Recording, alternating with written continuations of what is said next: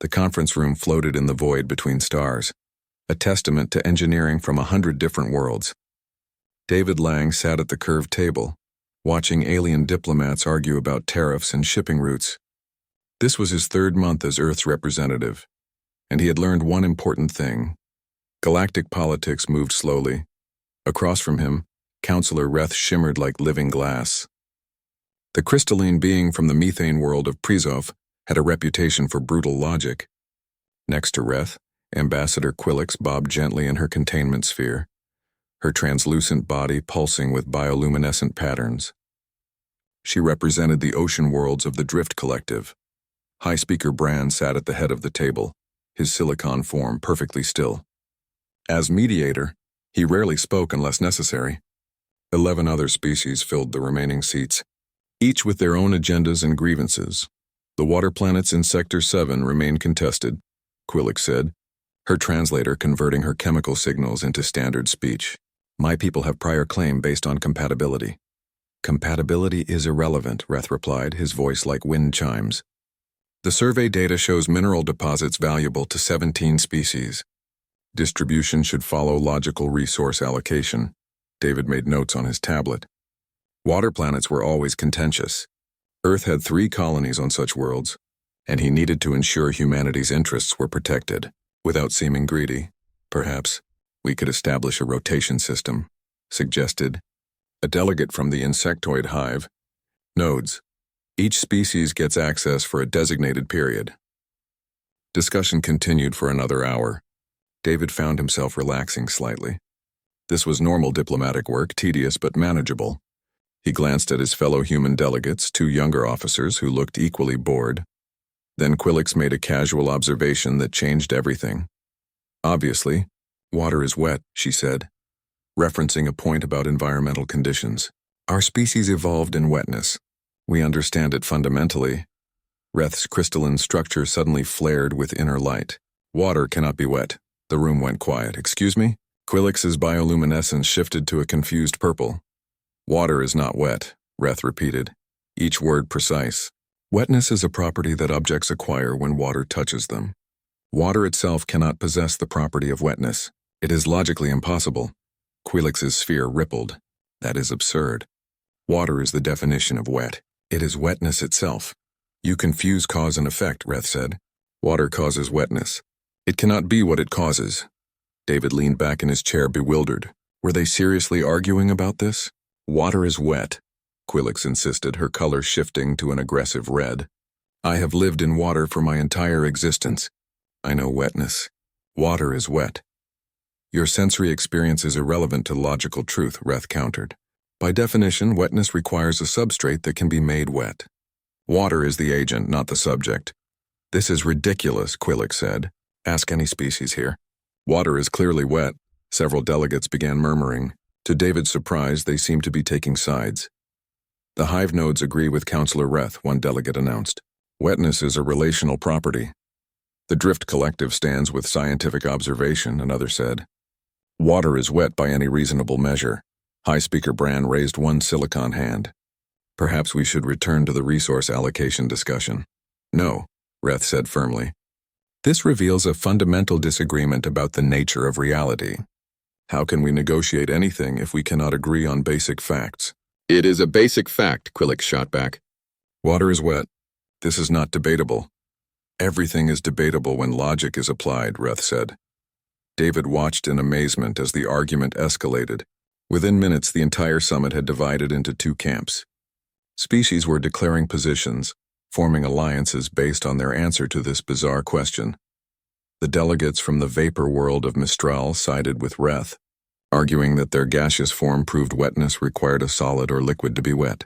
The amphibious swamp collective joined Quillix, insisting their dual environment experience made them experts on wetness. This is insane, David whispered to his assistant. A young woman named Rachel Park. Should we say something? She asked. And tell them what? That they're arguing about nothing? But it was not nothing to them.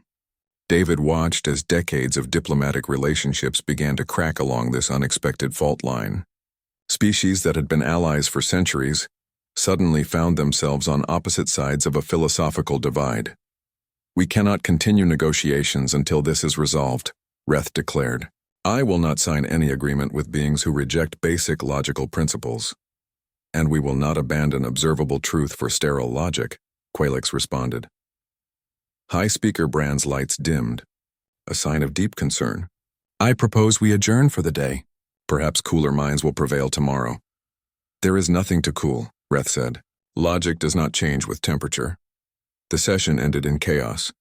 Delegates left in angry clusters, already forming coalitions. David gathered his material slowly, trying to process what had just happened. A routine trade summit had just collapsed because of a question about whether water was wet. As he walked through the station's corridors back to the human quarters, David passed groups of aliens in heated discussion.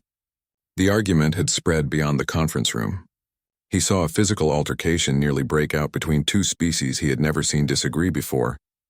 Rachel caught up to him. Sir, I'm getting reports from other delegations. This is spreading fast. There are protests forming on several worlds. David stopped walking. Protests? Over this? Apparently, it touches on some deep philosophical differences between species. The ones who value sensory experience versus the ones who value pure logic. David rubbed his temples. Earth had sent him here to negotiate mining rights and trade agreements. Instead, he was watching the galaxy tear itself apart over a question humanity had debated on internet forums for entertainment. Contact Earth, he said finally. Tell them we have a situation, and see if you can find any human philosophers who might have insights on this topic. What are we going to do? David looked out a viewport at the stars beyond. I have no idea, but we need to figure out something before this gets worse. He had no way of knowing just how much worse it would get, or that humanity's answer to this ancient question might be the only thing that could prevent a galactic war. 3 days after the summit collapsed, David found himself watching the galaxy tear itself apart over a philosophy question. His morning briefing now included a section dedicated entirely to tracking which species had declared positions on whether water was wet. The situation had escalated faster than anyone predicted. What started as an academic disagreement had transformed into something far more dangerous. Species were choosing sides based on their fundamental worldviews, and centuries of diplomatic relationships were dissolving overnight. Rachel burst into his office without knocking. Sir, the Sensory Coalition just officially formed. Quilix is leading it, and they have 47 member species. David looked up from his reports. 47? Yesterday it was 30. The Logical Collective responded by adding 16 more members. Reth is calling for a formal vote to establish universal definitions based on pure logic. They want to legislate reality, David muttered. Perfect. His communication console blinked with incoming messages. Most were from Earth demanding explanations. A few were from alien delegations asking where humanity stood on the issue. David had been avoiding that question for 3 days now. The truth was he did not know where humanity stood. Earth's leadership was divided. Scientists argued for the logical position. Poets and artists sided with sensory experience. Philosophers were having a field day writing papers that no one would read. David pulled up a star map showing trade routes. Red lines indicated closed routes, mostly between species on opposite sides of the debate. Yellow showed restricted access. Only a few routes still glowed green for fully operational. The economic impact is already significant, Rachel said, reading over his shoulder. Shipping delays, canceled contracts, frozen assets. Some economists predict a recession if this continues. Over whether water is wet, David said. Future historians are going to think we made this up. A priority alert flashed on his screen. Border skirmish in the outer rim between two species, one from each coalition. No deaths yet, but shots had been fired.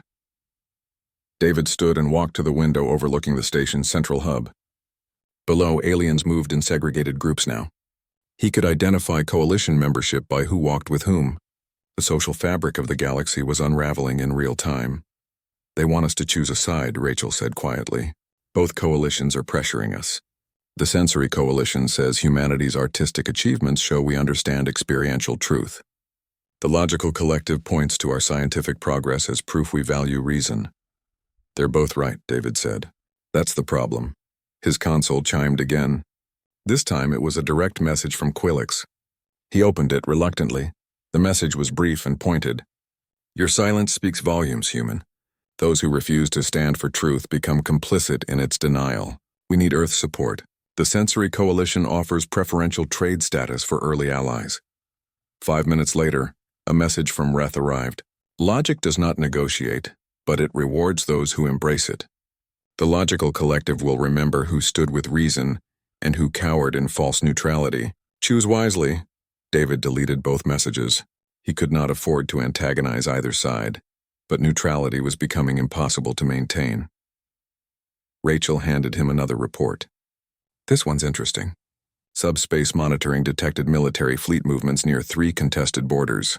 Nothing aggressive yet, but both sides are positioning forces. They're preparing for war, David said. It was not a question. It looks that way. Over a philosophical debate, David sat back down and pulled up his research files. For the past 3 days, he had been digging through human history, looking for parallels. He found plenty. Humanity had fought wars over religious interpretations, political ideologies, and economic theories. The water question seemed absurd, but the underlying conflict was familiar. When people built their entire worldview on a foundation, challenging that foundation felt like an existential threat. For species that valued pure logic above all else, admitting that sensory experience mattered was devastating. For those who trusted their senses, being told that logic superseded experience was equally threatening. Humans had learned, painfully and over centuries, that both mattered. That different contexts required different approaches, but how could he explain that to species who saw reality as absolute? His research led him deeper into human philosophy archives. Ancient internet debates about whether water was wet, complete with memes and angry forum posts. Academic papers from the 21st century, analyzing the question from linguistic, physical, and philosophical perspectives. The answer humanity had reached was unsatisfying to anyone seeking absolute truth. Water was wet or not wet depending on how you defined wetness. The definition itself was context-dependent.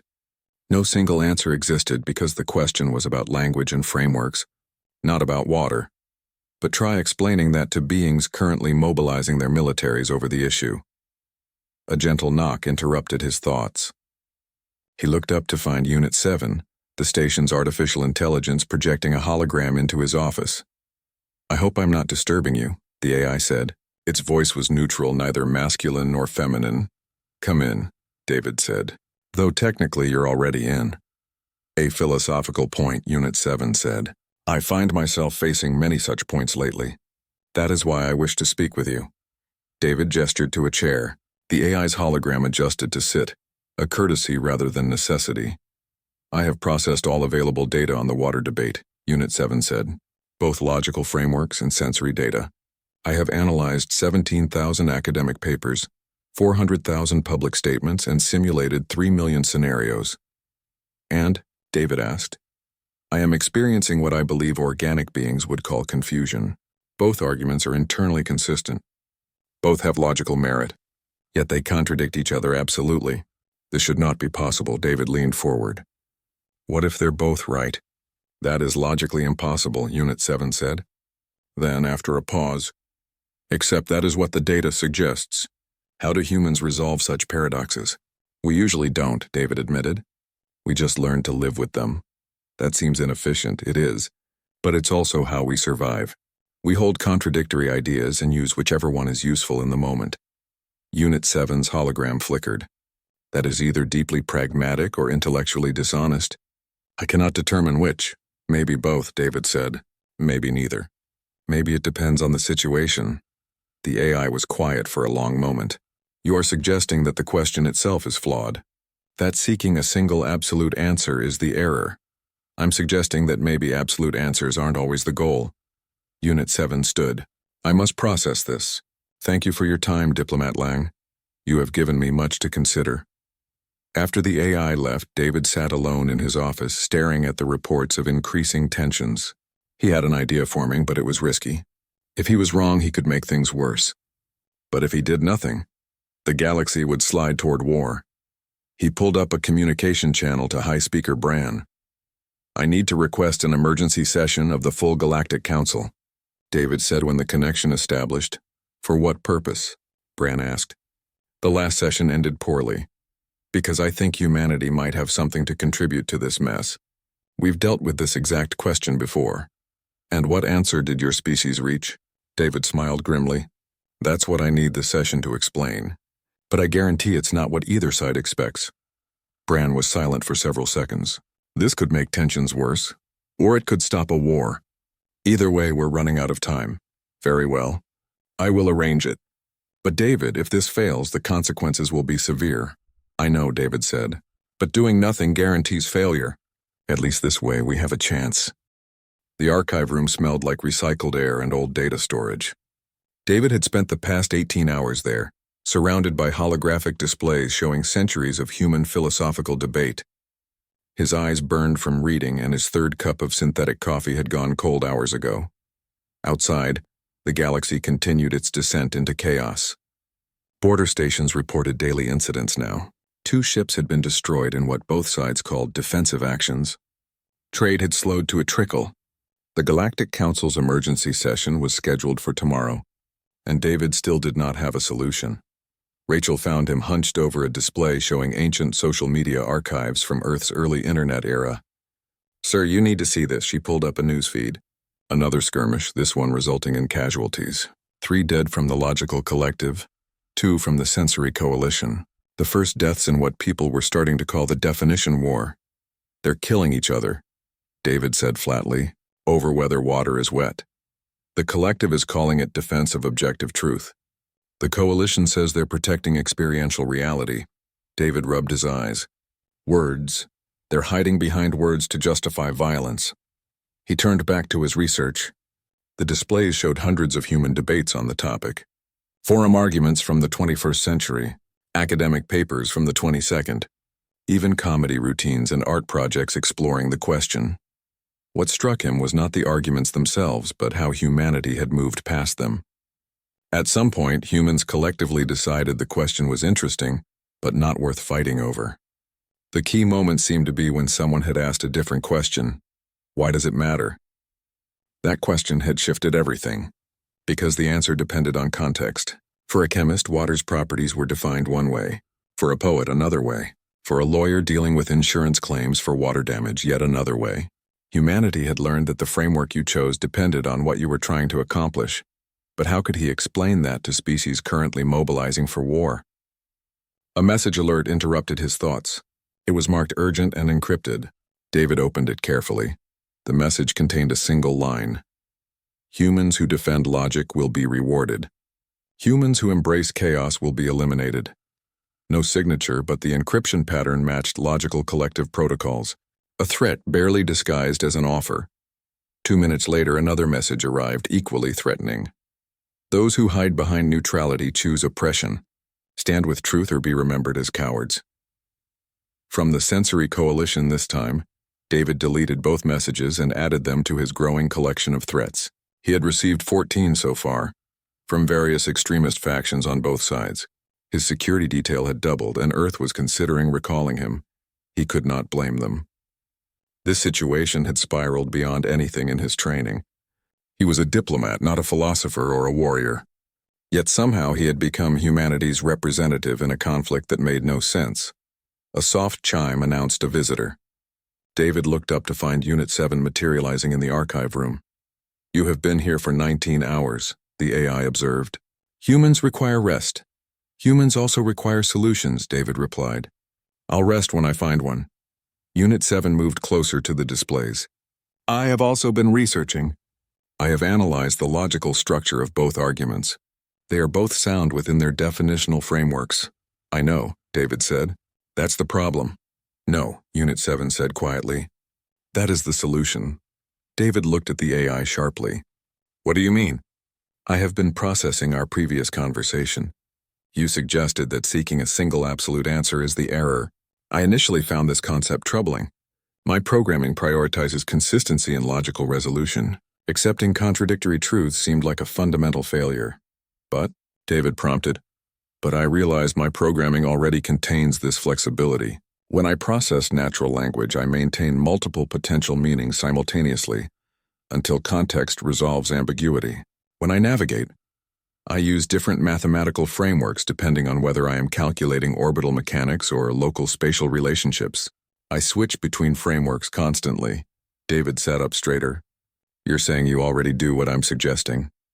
All sufficiently complex systems must. The error is believing that one framework must be universally correct. The actual error is framework absolutism. David stood and began pacing. That's it. That's exactly it. The fight isn't about water. It's about whether reality requires a single consistent framework or whether multiple frameworks can coexist. And humans have answered that question. Unit 7 said, we have, painfully over centuries. We've fought wars over it. David pulled up more historical data. Religious wars about whose interpretation was correct. Political conflicts about whose system was right. Scientific revolutions where we had to accept that Newtonian physics and quantum mechanics both work despite seeming to contradict each other. He scrolled through the examples. We learned that frameworks are tools, not prisons. You use the one that works for your current purpose. Unit 7's hologram brightened. This could resolve the crisis, if both sides could accept that their frameworks are valid within their contexts. That's a big if, David said. You're asking beings who have built their entire civilizations on specific frameworks to accept that those frameworks aren't absolutely true. But they are absolutely true, Unit 7 said. Within their contexts. That is what makes this solution elegant. Either side has to admit they are wrong. David considered this. It was clever, but would it work? Could species that had spent weeks preparing for war accept a solution that validated both sides equally? His console chimed with another alert. This one from High Speaker Bran, confirming the emergency session for 14 hours from now. David would stand before the entire Galactic Council and attempt to stop a war with a philosophy lesson. I need to prepare a presentation, David said. I need examples, demonstrations, clear explanations that any species can understand. I can help, Unit 7 offered. I have access to extensive databases and can model how different species might respond to various arguments. They worked through the night. Unit 7 pulled data while David crafted arguments. They built simulations showing how human scientists use different frameworks for different problems. They found examples from other species' histories where framework flexibility had solved conflicts. By the time artificial dawn brightened the station, David had something resembling a plan. It was not perfect. It relied on species being willing to think about the problem differently, but it was better than watching the galaxy burn over a definition. Rachel arrived with breakfast and fresh clothes. The council chamber is filling up. Both coalition leaders are there with full security details. Tensions are high. They're about to get higher, David said. I'm going to tell them they're both right and both wrong. That sounds dangerous. It is. But it's also true. David gathered his materials. Unit 7, you're coming with me. I might need technical support. I am honored to assist, the AI said. As they walked toward the council chamber, David felt the weight of what he was about to attempt. If he failed, if his words made things worse, he would be responsible for triggering a war. But if he succeeded, if he could make them understand what humanity had learned, maybe he could save millions of lives. The corridor leading to the chamber was lined with security from a dozen species. Armed guards watched him pass with suspicion. He was neither coalition member, just a human who had requested a hearing. At the entrance, High Speaker Bran waited. Are you certain about this, David Lang? No, David admitted. But I'm certain that doing nothing is worse. Bran's silicon form seemed to sigh. Then let us see if human wisdom can prevent catastrophe, or if it will accelerate it. The doors opened and David walked into a room full of beings ready to fight a war over words. Silence filled the council chamber like water filling a tank, heavy and suffocating. David walked to the center platform while hundreds of alien eyes, sensors, and awareness fields focused on him. The two coalitions sat on opposite sides of the room, separated by empty space that felt wider than the void between stars.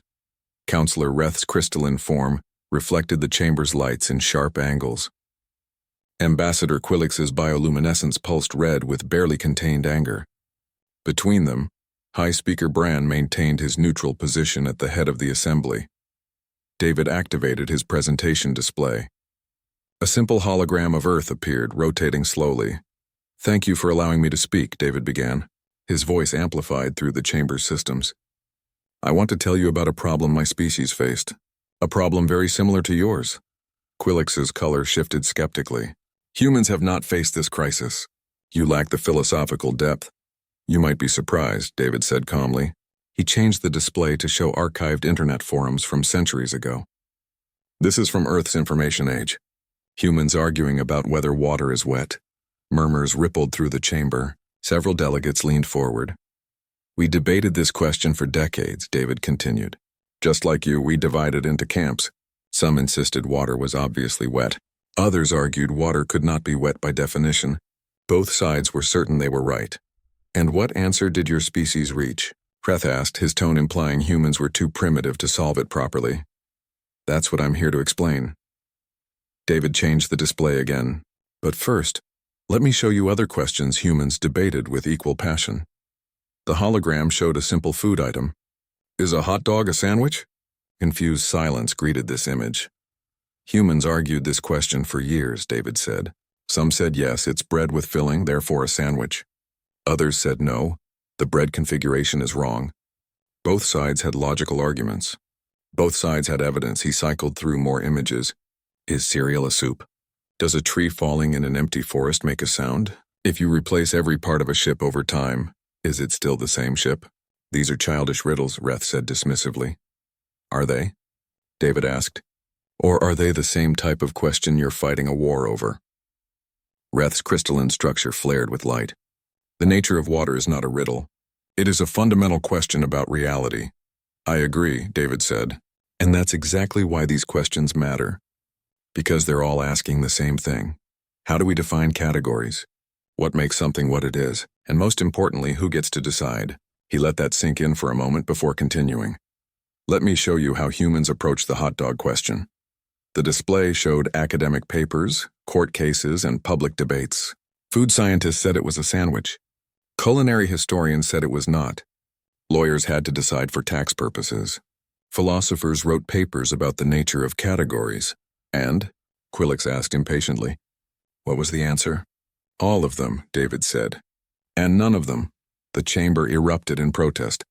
Delegates from both coalitions shouted objections. David waited for High Speaker Brand to restore order. Explain yourself, human, Brand said once quiet returned. David took a breath.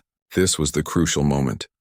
Humans realized that the question itself was wrong. We were asking, is a hot dog a sandwich? When we should have been asking, in what context are we categorizing this food? Because the answer changed depending on why you were asking. He brought up new displays showing different contexts. For a food safety inspector checking sandwich regulations, maybe it is a sandwich. For a restaurant menu organizing sections, maybe it is not. For a philosophical discussion about categories, it depends on which definition of sandwich you use. All answers are correct within their context. Impossible, Reth stated. Truth cannot be contextual. Logic demands consistency. Logic demands consistency within a closed system, David corrected. But you're arguing about which system to use. That's not a logical question. That's a choice about frameworks. He changed the display to show water molecules. Let me apply this to your debate. Is water wet? Both coalitions leaned forward. If wetness means the property of having water on a surface, then no, water itself cannot be wet. It causes wetness but is not wet. This is the logical collective's position, and within that definitional framework, you are absolutely correct. Reth seemed satisfied. Quillix's color darkened. But, David continued, if wetness means possessing the properties we associate with water, then yes, water is wet. It has viscosity, adhesion, cohesion, all the properties we experience as wetness. This is the sensory coalition's position, and within that experiential framework you are also absolutely correct. We cannot both be correct, Quillix insisted. That violates basic logic. No, David said firmly. You're both correct within your chosen frameworks. What you're actually fighting about is which framework should be universal. And that's where you're both wrong. The chamber exploded with noise. Delegates shouted, some in agreement, most in anger. Guards shifted nervously. David saw Reth and Quillix both trying to speak over the chaos. High Speaker Brand's voice boomed through the chamber. Silence. Let the human finish, David nodded his thanks. You're treating this like a factual disagreement.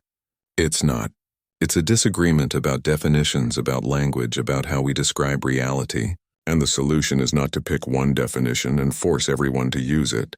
The solution is to recognize that different definitions serve different purposes. Madness, Reth said. You propose we abandon consistency. I propose you abandon the idea that consistency requires universal sameness, David replied.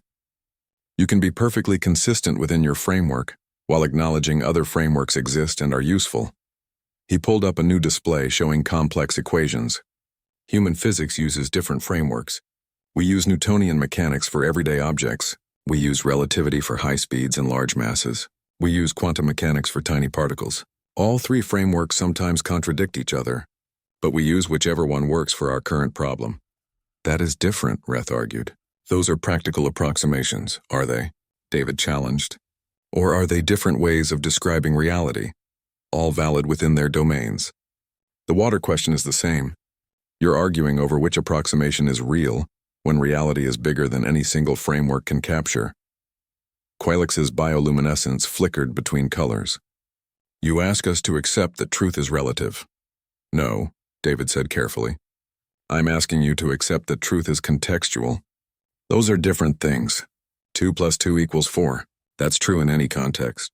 But whether water is wet depends on how you define wetness, and that definition serves different purposes in different contexts. He looked around the chamber at the assembled species. Humans learned this lesson the hard way. We fought wars over whose religious framework was correct. We killed each other over political ideologies. We burned scientists who suggested the Earth was not the center of the universe. Every time, we eventually learned that the framework we were fighting about was just one way of understanding reality, not reality itself. And you think we should learn from your mistakes, Reth said. I think you should learn from our eventual wisdom, David corrected. Yes, it took us too long. Yes, we paid in blood and suffering. But we learned. And what we learned is that framework absolutism, the insistence that only one way of seeing reality is valid, that causes conflicts, not the frameworks themselves. He paused, then played his final card. So here's my proposal. Stop fighting about whether water is wet. Instead, establish clear notation for which framework you're using in any given context. When you write a treaty, specify the definitional framework. When you discuss science, note your working assumptions. Let each species use the framework that serves them best, with the understanding that other frameworks are equally valid for different purposes. The chamber went quiet. David could see delegates processing this, some nodding slowly, others shaking their heads or equivalent gestures. Then Reth spoke, his voice sharp. You propose we accept intellectual cowardice, that we refuse to determine truth. And David, despite the tension, despite the danger, despite knowing that his next words could either save the galaxy or doom it, felt a smile cross his face. He smirked. The smirk on David's face caused a ripple of shock through the council chamber. In a room full of beings preparing for war, his expression of casual amusement seemed wildly inappropriate. Several delegates gasped or made their species equivalent sounds of disbelief. You dare mock us? Quilix's entire body flashed angry red. I'm not mocking you, David said, his smile fading but not disappearing. I'm recognizing something very human in all of this, something we learned about ourselves. He walked slowly around the central platform, making eye contact with as many delegates as possible. You want to know the real human answer to, is water wet? On the answer we actually use in daily life, the one that lets us function without tearing our civilization apart? The chamber waited. Water is wet, David said clearly. Then, before anyone could react, he continued. Water is not wet. Another pause. Both, neither. It depends entirely on what you're trying to accomplish by asking the question. That is not an answer, Reth said coldly. It's the only honest answer, David replied. And that smirk. That was me recognizing that you're all doing something humans used to do. You're treating a definitional question like it's a factual one. You're fighting over language and calling it a fight over reality. He changed his display to show human conversations, real ones from Earth's archives, casual discussions where humans effortlessly switched between treating water as wet or not wet, depending on context, never even noticing the contradiction. Watch this, David said. This is a human teacher explaining water to students. She says water is wet when discussing how it feels. 5 minutes later, she says water makes things wet when discussing chemistry. The students don't riot. They don't protest the contradiction. They understand she's using different frameworks for different purposes. Children, Reth said dismissively. They lack the capacity for logical rigor. Or they haven't yet learned to be rigid, David countered. Here's another example. A human lawyer arguing in court that water is not wet for an insurance case. The same lawyer goes home and tells his child that water is wet when explaining rain. He's not being dishonest. He's being contextually appropriate. Quillix's color shifted to confused purple. But what does he truly believe? Both, David said. That's what I'm trying to explain. Humans learn to hold multiple frameworks simultaneously and switch between them as needed. We don't experience it as contradiction. We experience it as using the right tool for the job. He pulled up more examples. Scientists using different definitions in different papers. Poets describing water one way, engineers another. Lawyers, teachers, artists, each using whatever framework served their immediate purpose. This is intellectual chaos, Reth said, but his tone was less certain now. Is it? David asked. Let me show you what humans accomplished with this chaos. Our scientific method works by assuming multiple hypotheses can be simultaneously valid until testing eliminates some. Our legal systems handle cases by examining multiple interpretations of the same facts. Our art explores contradictory truths. Our technology succeeds by using whichever framework best solves the current problem. He gestured broadly. You call it chaos. We call it pragmatism. We call it flexibility. We call it intellectual honesty about the limits of any single framework. A delegate from a species David did not recognize spoke up. But surely there must be an objective truth. Reality is what it is, regardless of how we describe it. Yes, David agreed. Reality is what it is. But our descriptions of reality are tools we create. And like any tool, different ones work better for different jobs. A hammer is not more true than a screwdriver. They're different tools for different purposes. You're saying our frameworks are just tools, Quillix said slowly. Not truths. I'm saying your frameworks are lenses through which you view truth. The truth exists, but you'll never capture all of it in a single framework. That's not failure. That's the nature of complex reality. Unit 7's hologram materialized beside David. May I add something? David nodded. I have processed this debate extensively, the AI said. As an artificial intelligence, I was designed to prioritize logical consistency. Yet I have discovered that I cannot function using only one definitional framework. When I communicate with organic beings, I must switch between frameworks constantly. When Ambassador Quillix speaks to me, I interpret her chemical signals through a sensory framework. When Counselor Reth addresses me, I process his words through pure logic. I do not experience this as contradiction. I experience it as necessary adaptation. The AI paused as if considering something. I believed I had a malfunction when I first recognized this. I reported it to my programmers. They informed me this was not a bug but a feature. Advanced intelligence requires framework flexibility. Any system complex enough to model reality must be able to use multiple frameworks. Several delegates shifted uncomfortably. Even machines understand this, David said quietly. The question is not whether water is wet. The question is why you need it to have only one answer. Why does the existence of multiple valid frameworks threaten you? Silence fell over the chamber. It was not the hostile silence from before, but something more thoughtful. Finally, a delegate from a species that had remained neutral spoke. If we accept this, if we allow multiple frameworks, how do we make decisions? How do we create laws, establish treaties, govern ourselves? The same way you do now, David said. You just add one extra step. You specify which framework you're using for each decision. A treaty about water rights might say, for purposes of this agreement, wetness is defined as, and then use whichever definition serves the treaty's purpose. Another treaty might use a different definition. Both are valid. He pulled up examples of human legal documents that did exactly this, contracts that defined terms explicitly, scientific papers that stated their working assumptions, philosophical texts that clarified their frameworks. You've been trying to establish universal definitions, David continued, but universality is not always useful. Sometimes context-specific definitions serve everyone better. You can both be right if you stop demanding that only one of you can be right. Reth's crystalline form dimmed slightly. A sign David had learned meant deep thought. You are suggesting we abandon the pursuit of universal truth. No, David said firmly. I'm suggesting you've been chasing the wrong kind of universal truth. The universal truth is not that water is wet or is not wet. The universal truth is that language is contextual, frameworks are tools, and reality is bigger than any single way of describing it. Quillix's bioluminescence faded to a neutral blue. This is difficult to accept. My entire species builds our understanding on direct sensory experience. You ask us to admit that experience alone is insufficient? I'm not asking you to abandon your framework, David said gently. I'm asking you to recognize it as one valid approach among several. Your sensory framework is perfect for what your species does, but it's not the only valid framework. He turned to Reth. And I'm asking the logical collective to recognize that pure logic operates within definitional assumptions. Those assumptions are choices, not discoveries. Your framework is brilliant and useful, but it's not more true than frameworks based on other foundations. And Earth? Reth asked. What is humanity's framework? David laughed softly. We don't have one.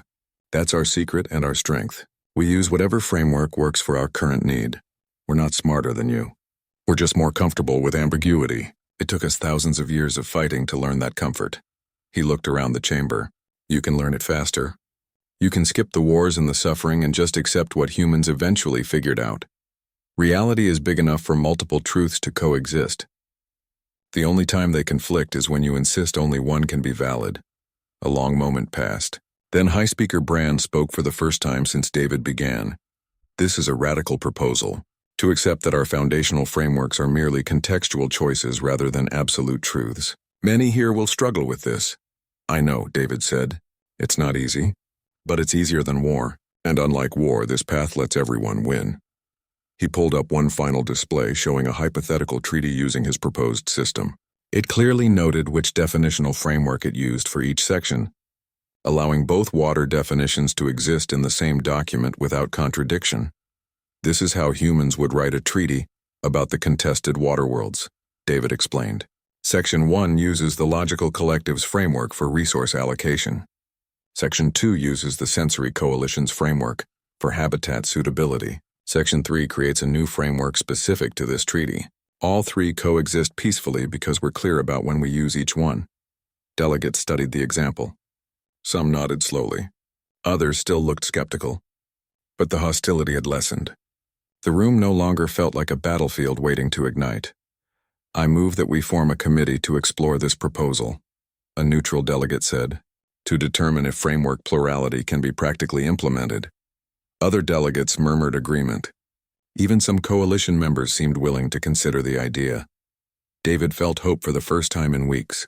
Maybe, just maybe, humanity's hard-won wisdom could prevent others from making the same mistakes.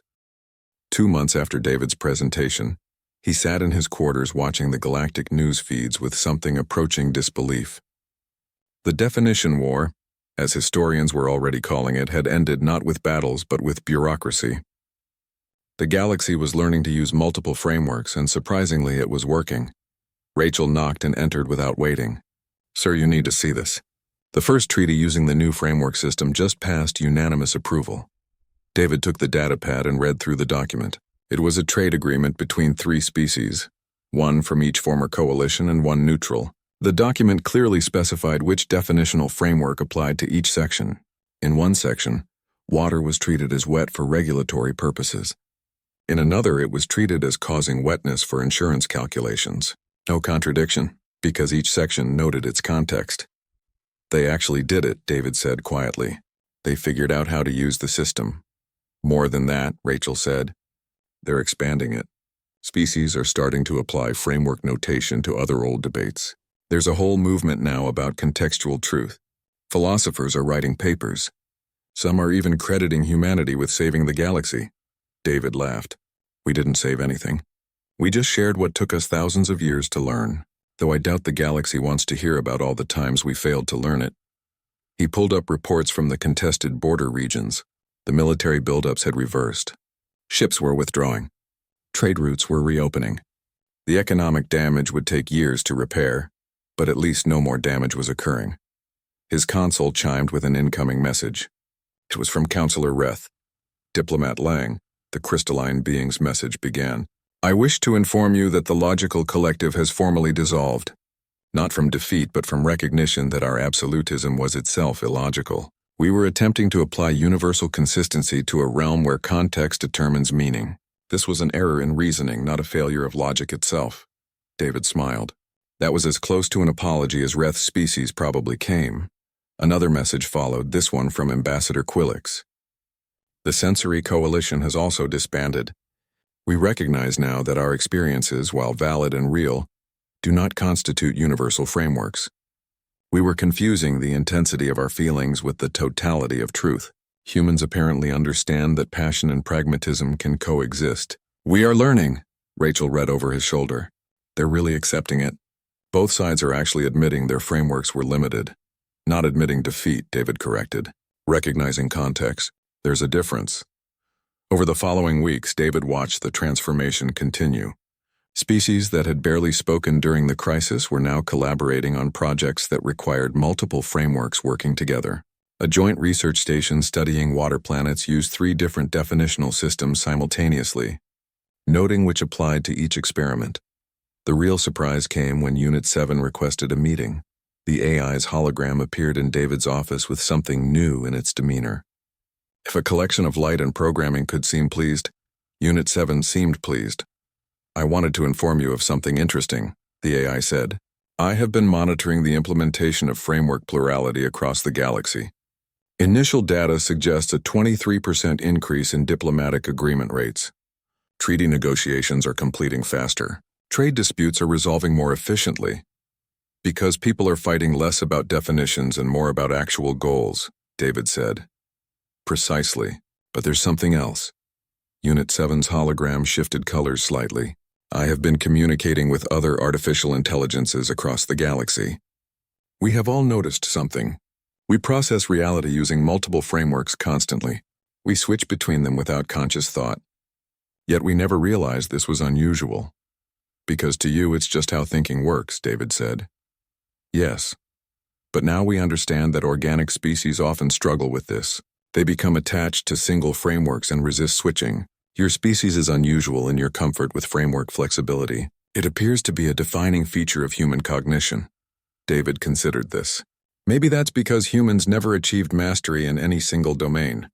We're not the strongest species or the fastest or the smartest in any particular way. We survive by being adaptable. That extends to how we think. A compelling theory, Unit 7 agreed. I am writing a paper about it. I hope you do not mind being cited extensively. As long as you don't make us sound too impressive, David said. Humans spent most of our history fighting wars over the exact kind of framework absolutism you're studying. We only recently got better at it. That is precisely why your example is valuable. You demonstrate that framework flexibility can be learned, even by species initially predisposed to absolutism. After Unit 7 left, David returned to his reports. The situation was stabilizing faster than anyone expected. High Speaker Bran had announced that the next Galactic Council session would focus on establishing formal guidelines for framework notation in all official documents. A message from Earth arrived, marked priority. David opened it to find a communication from the Secretary of Interstellar Relations. Diplomat Lang, your actions have significantly enhanced Earth's standing in the galactic community. We are receiving requests for human advisors to help other species implement framework plurality. Your approach has become something of a model. Congratulations on preventing what could have been a catastrophic war. David read the message twice, then filed it away. He had done what needed doing, but the praise felt undeserved. Humanity had not invented framework plurality. They had just stumbled into it through trial and error over millennia. Rachel appeared again, this time with actual news rather than updates. Sir, you need to see what's happening in the public forums. It's spreading. She showed him a datapad displaying galactic social networks. The conversation about framework plurality had expanded beyond the diplomatic channels into popular culture. Artists were exploring multiple perspectives in their work.